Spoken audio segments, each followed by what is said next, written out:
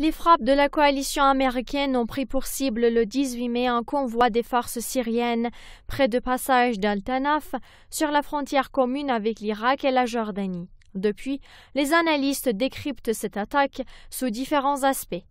Bassam Tahan, analyste franco-syrien des questions internationales, qui suit de près les événements en Syrie, déchiffre les vrais objectifs de cette frappe. Alors il y a quelques jours, un convoi syrien de forces, diront, du parallèle, ce convoi a été bombardé par les avions de la coalition. Apparemment, il y avait des avions américains et britanniques.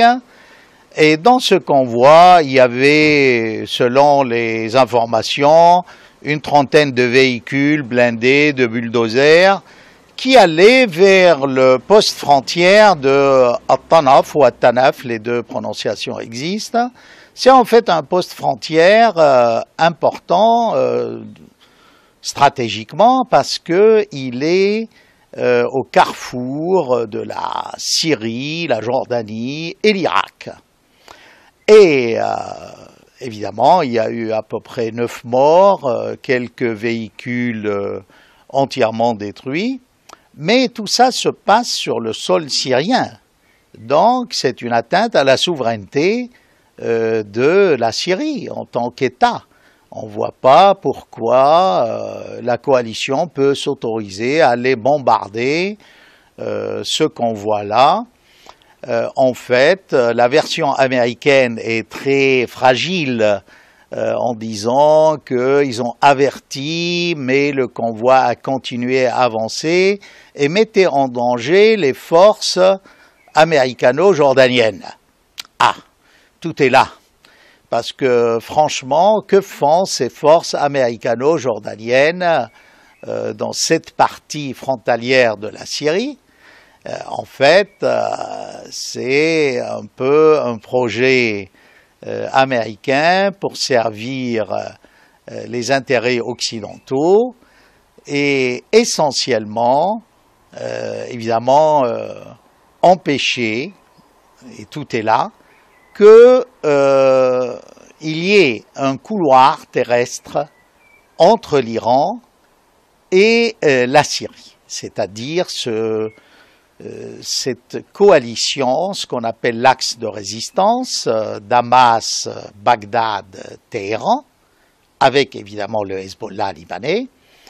Et il faut resituer ce bombardement dans ce contexte-là, c'est-à-dire cette frontière jordano-syrienne ou irako-syrienne se trouve aujourd'hui l'enjeu des bataille future entre l'Occident et, évidemment, la Russie qui soutient cet axe de résistance. Alors, le plan occidental, c'est d'isoler carrément la Syrie de l'Iran. C'est de désarticuler ce croissant chiite. Ils ont essayé, dans un plan qui visait à renverser carrément Assad, ils n'ont pas réussi. Alors là, on s'oriente vers un nouveau projet, un nouveau scénario, c'est-à-dire Assad peut rester sur la côte syrienne, mais il faut absolument que tout l'est de la Syrie, du côté Irak et Jordanie, soit investi par des forces pro-occidentales. Et c'est peut-être là où la Jordanie s'est prêtée au jeu, donne aux Américains l'occasion de s'installer, d'entraîner, soi-disant, des rebelles modérés. Et donc, il faut s'attendre, les jours à venir, à d'autres combats, non seulement sur ce point de passage d'At-Tanaf, mais les autres points de passage, c'est-à-dire Boukamal, et même dans le nord, voilà, on a à peu près 3 ou 4 passages frontaliers, et il faut s'attendre à des batailles dans ces 4 points et même sur tout au long de la frontière, parce que on peut passer, je veux dire, à travers ces postes frontières, pas forcément par les postes frontières.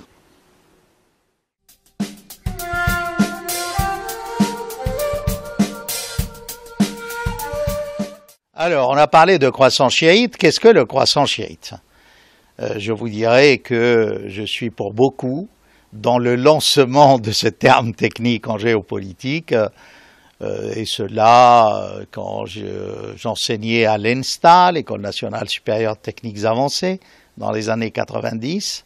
Dans mes cours de géopolitique, j'avais expliqué longuement ce que c'était ce croissant chiite. C'était une forme d'anticipation sur un peu ce qui allait se passer au Moyen-Orient, et également quand j'ai animé au département des sciences humaines, ma dernière année à l'école polytechnique, un séminaire également sur la géopolitique du Moyen-Orient.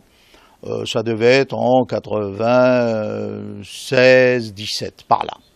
Bref, alors, certains diront l'arc chiite. Pourquoi? Parce que ce terme, ce concept de croissance chiite a été si vous voulez, saturé par les Américains et les Occidentaux de sens un peu péjoratif,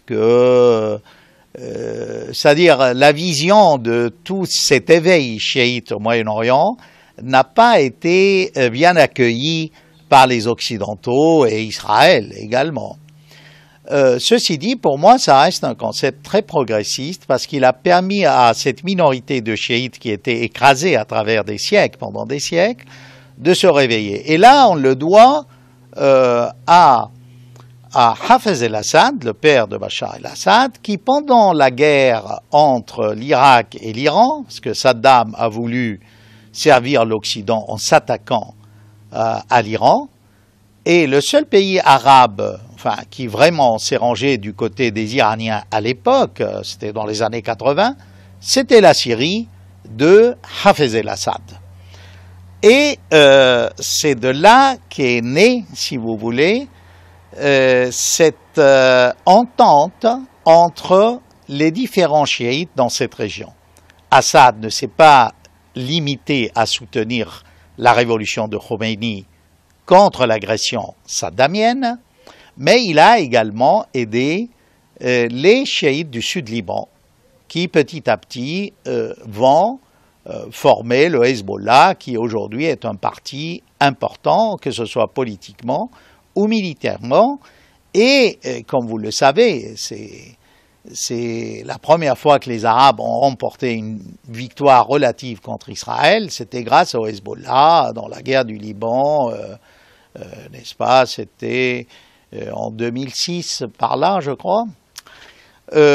Donc, vous voyez que l'on soit pour une appréhension positive du croissant chiite ou pas, on ne peut ignorer cette nouvelle dynamique qui anime les chiites de Syrie, d'Irak, d'Iran, du Liban, du Yémen, des monarchies du Golfe, parce qu'il y a des chiites, il y a également les chiites du Rotrif, en Arabie Saoudite. Et on verra que tout ce que j'ai cité comme chiites ont fait à un moment donné l'objet d'une persécution ou continuent d'être persécutés. Regardez la guerre du Yémen. Alors, quelle était la position des Américains, justement? Est-ce qu'ils sont pour ou contre? Je vous dirais, c'est pas en aidant les monarchies du Golfe qu'ils sont amis de ces pays-là. Personnellement, je crois que les Américains cherchent une seule chose, c'est à opposer les chiites aux sunnites de manière à détruire l'islam de l'intérieur. Et là, permettez-moi, je vous renvoie à différentes vidéos où j'ai expliqué mon point de vue, qu'en fait, les États-Unis cherchent à vendre des armements.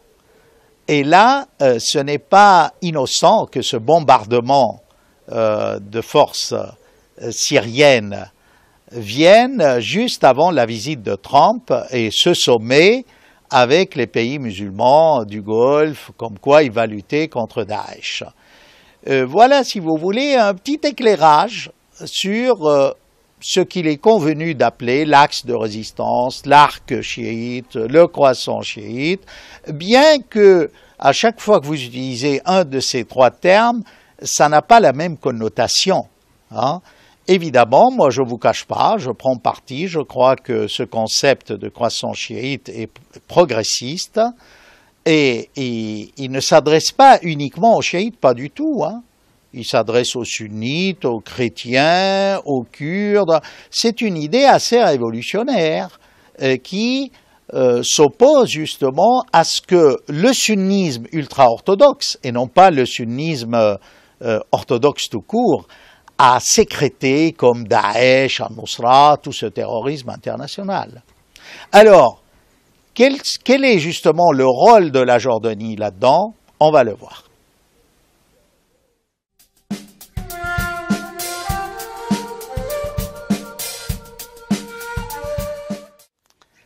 Alors évidemment, la Jordanie joue un rôle assez important dans l'évolution des événements dans la région. C'est qu'il faut voir qu'il y a une velléité jordanienne de reconstituer un État à dominante sunnite, disons. C'est pour cela que le roi Abdallah, actuellement de Jordanie, a parlé de croissance chiite.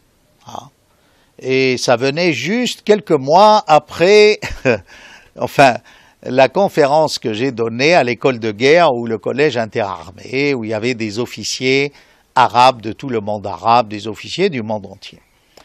Il faut le comprendre, c'est que lui doit beaucoup au pays du Golfe, puisqu'il a été chassé, n'est-ce pas, du Hijaz, de la Mecque, et ce sont les Wahhabites qui ont pris la Mecque, mais après, économiquement parlant, si ce n'était l'aide des pays du Golfe, la Jordanie aurait beaucoup de mal à survivre, parce que c'est un État assez artificiel.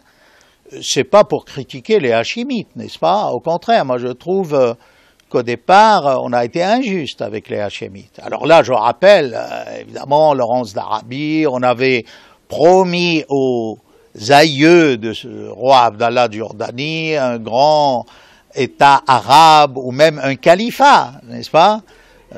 Et puis après, les Anglais n'ont pas respecté leurs promesses et on connaît la suite. Mais on oublie une chose, c'est que à un moment donné, de cette même famille hachémite chassée de la Mecque, on a eu un roi d'Irak, le roi Faisal. C'est-à-dire, Faisal voulait régner sur la Syrie, les Français n'ont pas voulu de cela, ils ont occupé la Syrie. Du coup, Faisal, avec sa descendance, a régné en Irak.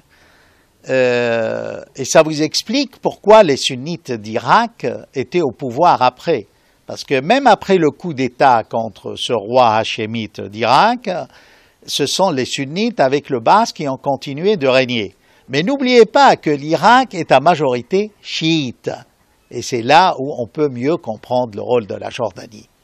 Aujourd'hui, la Jordanie peut avoir ce rêve qu'après tout, vous voulez casser l'Irak et vous, Américains, vous avez installé les chiites au pouvoir avec votre intervention, et c'est la majorité. Puisqu'on parle de fédération, s'il y a une petite région sunnite en Irak, pourquoi elle ne serait pas sous obédience jordanienne, hein? Donc, dans ce cas-là, la Jordanie pourrait très bien, un peu, aussi s'attirer les sunnites de Syrie, puisqu'on parle d'éclatement de la Syrie également, voyez-vous. Donc, on verra que le projet jordanien entre dans la stratégie occidentale et américaine, et c'est peut-être pour cela qu'elle a autorisé dès le début à Fabius d'installer un faux hôpital militaire qui était en fait un centre d'espionnage. Et jusqu'à maintenant, on comprend pourquoi les chiites d'Irak, le rassemblement populaire, le Hashd Shabi, auraient averti les Syriens d'un centre jordano-américain aux frontières. C'est ce qui explique l'envoi de ce convoi. Donc, la Jordanie est bien ancrée dans ce jeu stratégique d'éclatement de la région et ce plan occidental.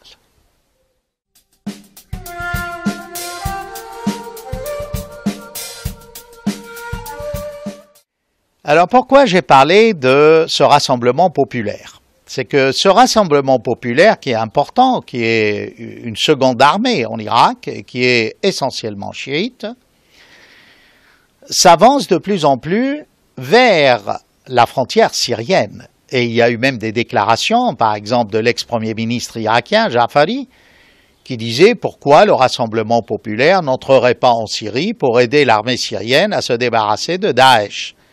Alors évidemment, les Américains et les Occidentaux ne peuvent tolérer un projet pareil pour la simple raison que, à ce moment-là, le couloir terrestre qu'on veut détruire entre Téhéran et Damas serait fonctionnel. Hein? Et c'est là aussi qu'on comprend l'erreur des Américains dans la destruction de l'Irak. Parce que c'est vrai qu'ils ont détruit l'Irak, mais par cette même destruction et en chantant la chanson de la démocratie, ce sont les chiites qui sont arrivés au pouvoir. Et vous voyez, il est très difficile aujourd'hui aux Américains de gagner cette bataille de l'Est de la Syrie. Parce que entre l'Iran et la Syrie, il y a l'Irak. L'Irak, là, est à majorité chiite et l'Irak ne va pas trahir cet axe-là. Donc l'attitude du gouvernement irakien est ambivalente vis-à-vis des Américains. Ils veulent bien l'aide des Américains, mais en même temps, ils ne renient pas leurs liens historiques, culturels, cultuels, puisqu'il y a beaucoup puisque les hauts lieux de pèlerinage chiites se trouvent en Irak quand même. Donc il y a un lien. Et si vous partez, vous voyez, vous tirez une ligne sur une carte de Bagdad à Damas, vous voyez que ça passe par ce poste frontière de Tanaf. C'est-à-dire que le lien est fait. Et ça vous explique pourquoi les Américains se sont installés avec les Jordaniens à ce poste frontière et essayent un peu de servir les intérêts, un peu beaucoup, les intérêts israéliens, parce que ils veulent pas que ces forces chiites de cet arc, ou ce croissant, ou cet axe de résistance, soient dans le Golan ou face à Israël, tout simplement. Hein? Et il faut se mettre ça dans la tête, qu'il est très difficile de désarticuler cette nouvelle union de résistance anti-américaine et alors anti-israélienne également. Et tout ça se passe avec la haute surveillance et le grand soutien de la Russie. Reprenons les derniers faits. Les Américains ont bombardé ce convoi syrien. Quelques jours après, ils bombardent des forces irakiennes du rassemblement populaire, le Hajj al-Sha'bi, en Irak. C'est-à-dire que les Américains veulent contrôler la fuite des Daeshistes vers la Syrie. Ils ne veulent pas que cette armée populaire irakienne ait un rôle actif et intervienne dans ce jeu. Les Américains veulent être maîtres de la prise de Mossoul et de ses répercussions sur la région. Et il y avait un ancien plan des Américains, c'est qu'il faut laisser les Daeshistes entrer en Syrie pour affaiblir l'armée syrienne. Et c'est là où on voit la solidarité entre Damas et Bagdad. Ils ne veulent pas que cette armée syrienne soit affaiblie parce qu'elle fait partie de cette ligne stratégique de défense Téhéran, Bagdad, Damas. Et les Russes alors? La réponse à tout cela, elle était sage, parce que le bombardement a précédé l'union au sommet entre Trump et Lavrov. Mais là, il y a à peine 2 jours que les Russes ont dépêché des forces d'élite russes au sol dans la ville de Soueida. Soueida est une ville du sud de la Syrie, sur la route de la Jordanie, et également qui est proche de Tanaf, de ce poste frontière. Enfin, proche, c'est une zone jordano-syrienne, n'est-ce pas? Et là, ça montre que les Russes ne se laissent pas faire et qu'ils sont prêts à entrer dans ce défi lancé par les Américains en ce qui concerne tout l'est de la Syrie et les points de passage entre l'Irak et la Syrie. Et là, les Russes donc gèrent ce dossier, pas uniquement diplomatiquement, mais militairement. Ils sont là. Le fait d'avoir dépêché des forces d'élite veut tout dire. Alors, face à cela, que peuvent faire les Américains?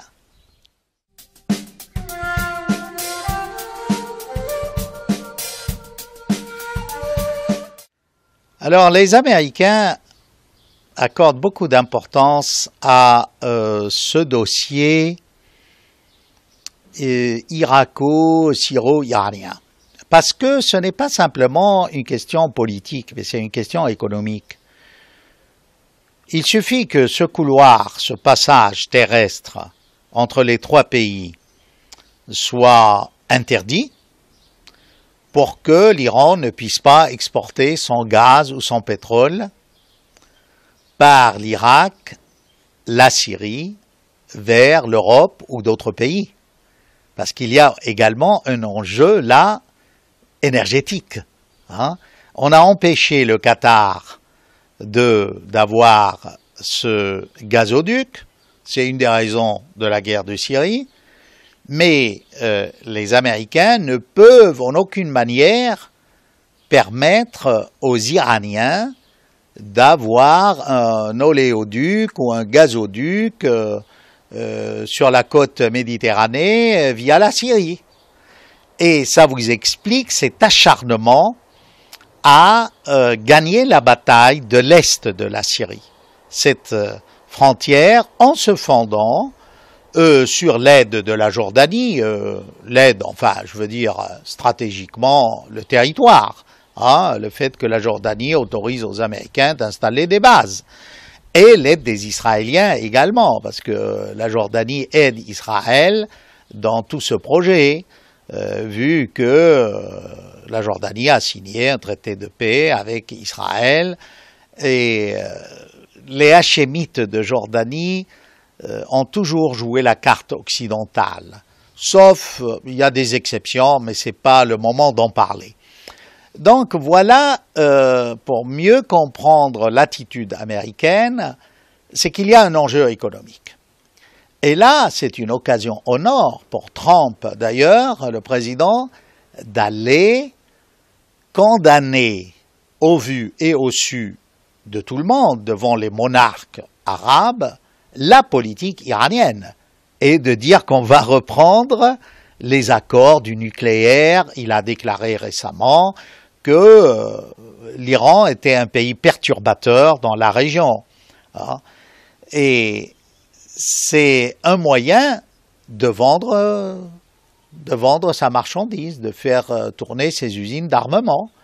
Et la preuve en est, c'est que là, il a signé un contrat d'à peu près 110 milliards de dollars, et sur 10 ans après, 350, je crois, ça nous fait quand même près de 450 milliards, c'est énorme. Et tout ça en agitant l'éventail du danger iranien. Or, quand on examine à la loupe la situation, franchement, je l'ai dit toujours, et on a essayé de me contredire à la télé, dans les mainstream, que jusqu'à maintenant, le terrorisme est plutôt né dans le giron de ces pétromonarchies du Golfe, l'Arabie Saoudite, le Qatar, qui aident les frères musulmans, les autres, que à Téhéran. Hein. Ça, c'est un fait. Quand je dis ça, c'est pas une prise de position anti-sunnite, pas du tout. Et les pro-sunnites, il faut que les sunnites essayent de se débarrasser de ces terroristes qui revendiquent le sunnisme pur et dur. Parce que le sunnisme n'est pas ce que prône al-Baghdadi, autoproclamé calife, ou les héritiers de Hassan el-Banna, des frères musulmans. Hein? Et là, honnêtement, les Américains jouent un jeu dangereux, mais pas pour eux. Ce jeu, pour le moment, est dangereux pour les pays musulmans, qu'ils soient sunnites, chiites, laïques, pas laïques. Mais on voit toute l'hypocrisie occidentale. C'est qu'en fait, il n'y a aucune moralité, ça on le sait depuis longtemps, il s'agit de vendre des armes. Hein.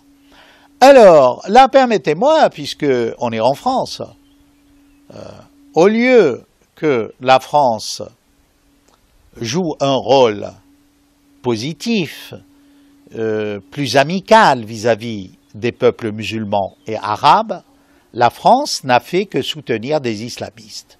Et ça, on le sait très bien, Hollande a vendu des armes à une opposition syrienne qui était à majorité islamiste, et on sait très bien que des missiles Milan ont servi dans la bataille d'Alep contre des immeubles de civils, que nos fusils d'assaut, les FAMAS, c'était une des armes d'assaut justement de ces islamistes. Et là, on peut se demander si le nouveau président, Emmanuel Macron, va continuer dans cette ligne ou il va faire preuve de personnalité et dire non, c'est pas possible qu'on continue, la France des Lumières ne peut pas adopter la même politique d'Hollande, quand bien même ce serait Hollande qui aurait beaucoup aidé, n'est-ce pas, Macron, à arriver au pouvoir. En tout cas, attendons la prise de position de la France vis-à-vis de tout ce qui se passe aujourd'hui sur le front de l'Est de la Syrie.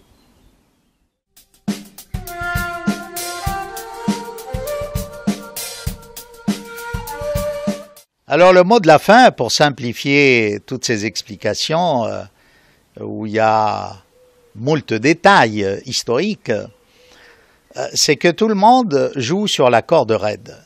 La Russie joue sur la corde raide. Elle est installée sur la côte militairement. On parle d'une éventuelle nouvelle base à Sweda, justement au sud, pour contrer les Américains et en même temps faire face à Israël, une façon de dire qu'on est là, hein, aux Israéliens. Mais les Américains ne sont pas uniquement présents en Jordanie, au sud de la Syrie, mais ils sont présents au nord aussi, avec les forces kurdes, entre parenthèses, démocratiques. Donc l'armée syrienne et les Russes sont pris en tenaille par une présence américaine. Là, on voit le rôle de la Turquie, qui oscille entre l'Occident, les Américains et la Russie. Mais pour le moment, Erdogan est plutôt dans le jeu russe, puisqu'il y a beaucoup d'investissements en Turquie. Alors, comment va se terminer, se dénouer cette crise de la Syrie? On peut dire que c'est pas pour demain. Ça peut mener peut-être à un affrontement général. En tout cas, c'est vraiment le dossier du XXIe siècle.